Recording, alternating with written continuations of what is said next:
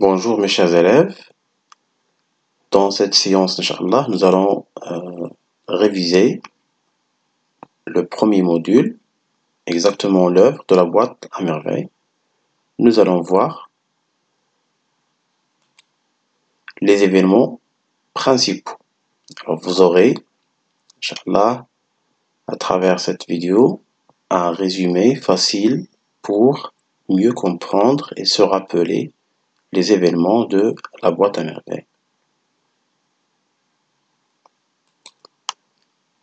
Nous allons les traiter chapitre par chapitre.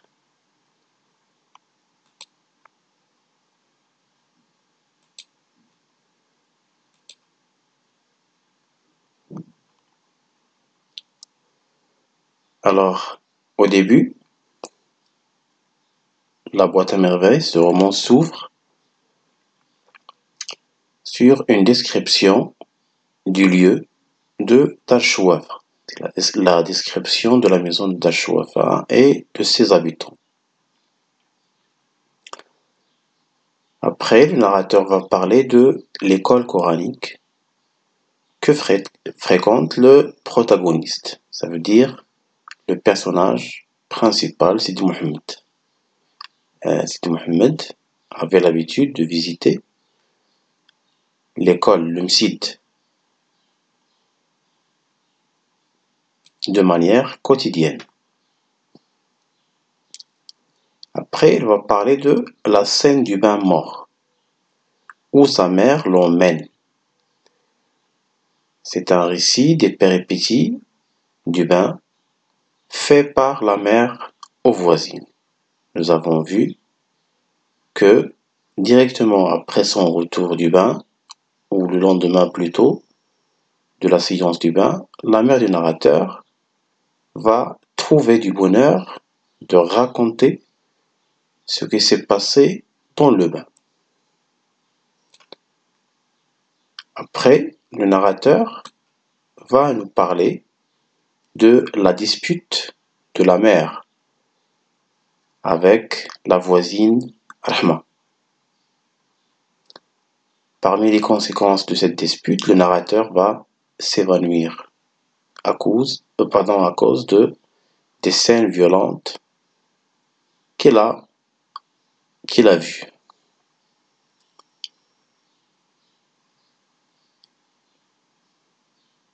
Dans le deuxième chapitre, le narrateur va nous parler du mardi, ce jour néfaste, homicide, ce jour néfaste qui a la couleur de cendre.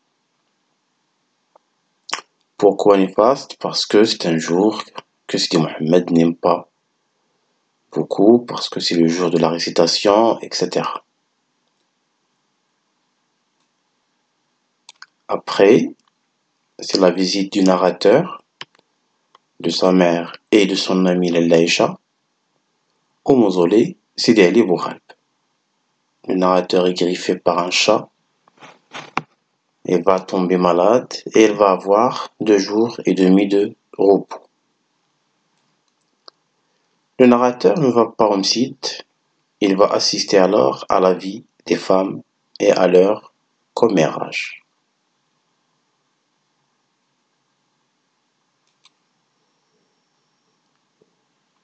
Le narrateur va nous parler après de la visite de Délice le Teigneux.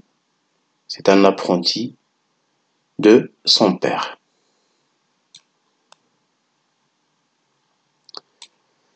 L'apprenti Délice le Teigneux était un homme serviable qui travaillait chez le père du narrateur. Après, le narrateur va nous parler du vendredi homicide.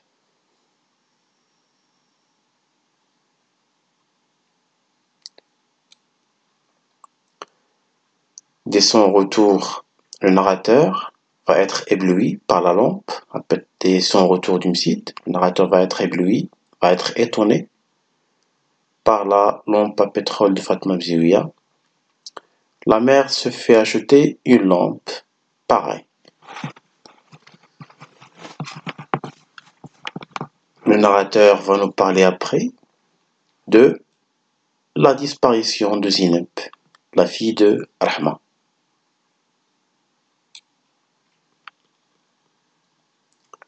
Le narrateur va nous informer qu'il avait peur de trouver aussi Zineb à l'aide de Fatma Bziouya. C'est une coïncidence. Alors le retour de Zineb grâce aux efforts de la mère du narrateur et de son amie Lalla Aïcha aussi.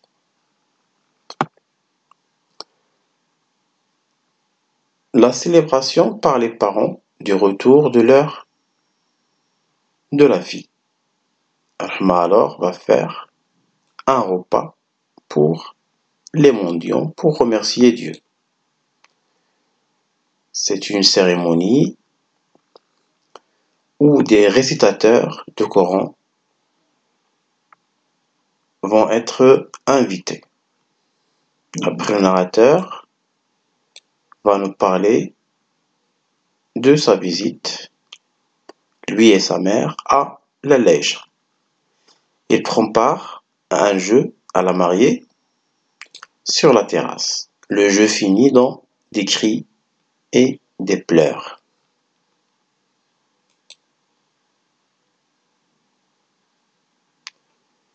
Le narrateur va nous parler après des mésaventures de Moulay Larbi quand il était dans la maison de Lalla Aïcha. Alors le mari de Lalla Aïcha avait des problèmes avec son associé Abdelkader. Le narrateur va nous parler après des histoires de Abdallah l'épicier. Le père du narrateur va raconter des histoires. C'est un récit enchâssé de Abdallah l'épicier à son fils. Abdallah l'épicier, c'est parmi les personnages qui nourrissent l'imagination de Sidi Mohammed. Le narrateur va nous parler après de l'Ashura.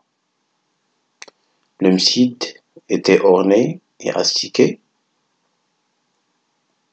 Ce sont les premiers préparatifs à Ashura.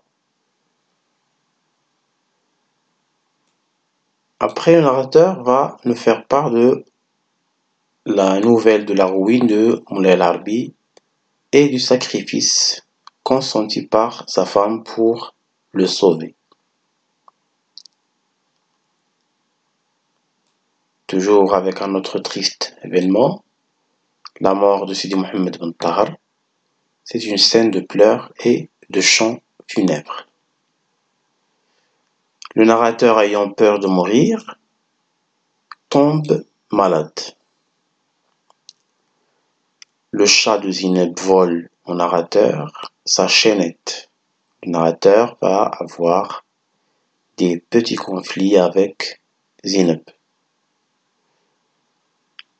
Toujours dans le cadre des préparatifs, nous allons où les élèves vont nettoyer et faire la réfection du msid pour la célébration de l'Ashura. Après, la mère va emmener le narrateur à la Qessaria pour lui acheter un gilet neuf et du tissu pour la chemise qui va porter bien sûr le jour de Ashura. Un autre récit enchâssé, celui de l'oncle Uthman et sa jeune épouse, Lalla Khadija.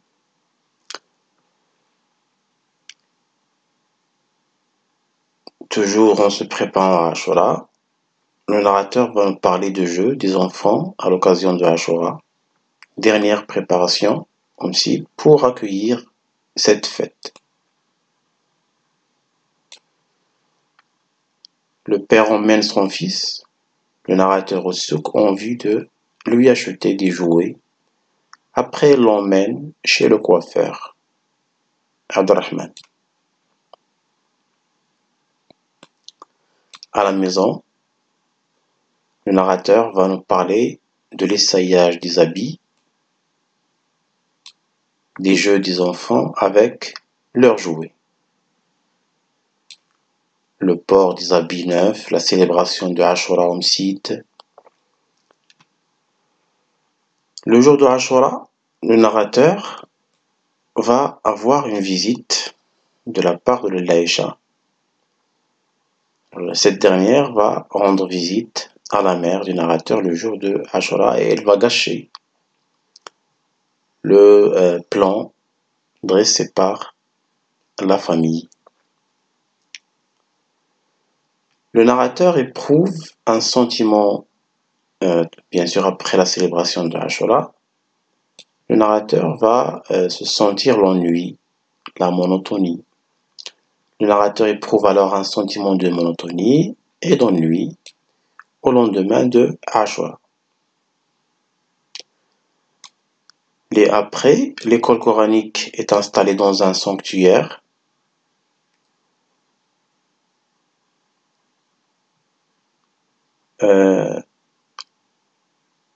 Ce changement de lieu a eu des effets positifs sur la santé du narrateur.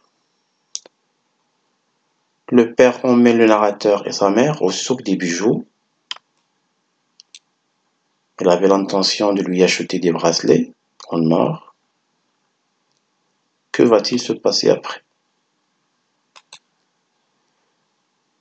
Alors, le père va se disputer avec le courtier, ce qui provoque l'angoisse de son fils et de son épouse.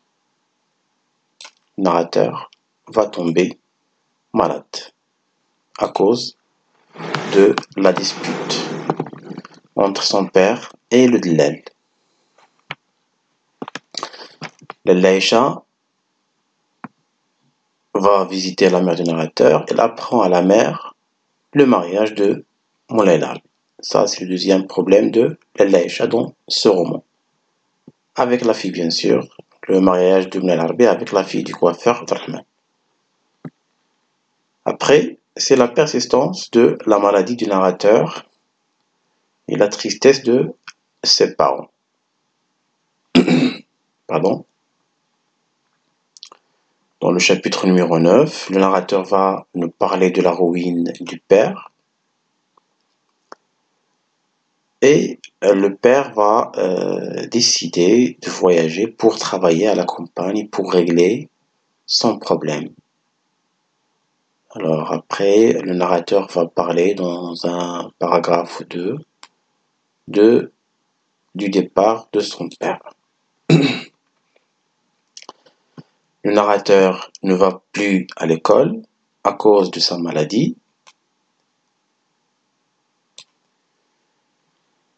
Il est choyé par les voisines qui lui apportent divers aliments dont il est friand. Le narrateur, comme chaque petit enfant, était friand de plusieurs aliments. Le narrateur va nous parler de la visite de la mère à l'Aïcha. Le narrateur reste seul à la maison. Après, la mère va emmener son fils au mausolée, Sidi Ahmed Tijani. Après, ils se rendent chez l'Aïcha. Les deux femmes et le narrateur vont chez un voyant qui s'appelle Sid al-Rafi.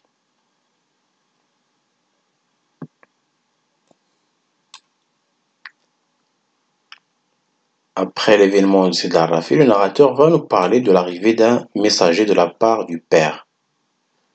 Ce messager apporte des œufs, du beurre et de l'huile et de l'argent. C'est la provision envoyée par le père à travers ce messager. Le narrateur va nous parler après de la visite de la mère et du narrateur Al-Laïcha qui s'est réconcilié avec son mari, à l'aide bien sûr de Salama la marieuse. Al-Laïcha va se réconcilier avec son mari qui a répudié sa seconde épouse, Khadija, la fille de Abdurrahman. Salama la marieuse raconte la dispute de Moulay al-Arabi avec la fille du coiffeur. Le narrateur dit qu'il s'agit d'une jolie jeune femme, Zohor. Il va nous faire la description de cette jeune femme et il va exprimer son amour enfantin, entre guillemets, envers cette jeune fille. Zohor, qui a rendu bien sûr visite à Al-Laïcha. Zineb annonce le retour du père du narrateur. C'est la joie alors dans la famille. Voilà, c'est ce qui concerne les événements principaux de la boîte à merveilles. C'est un petit peu changé de ce que nous avons fait dans les comptes rendus de chaque chapitre. Ça veut dire cette leçon est faite de manière un petit peu approfondie. Alors je vous demande encore une fois de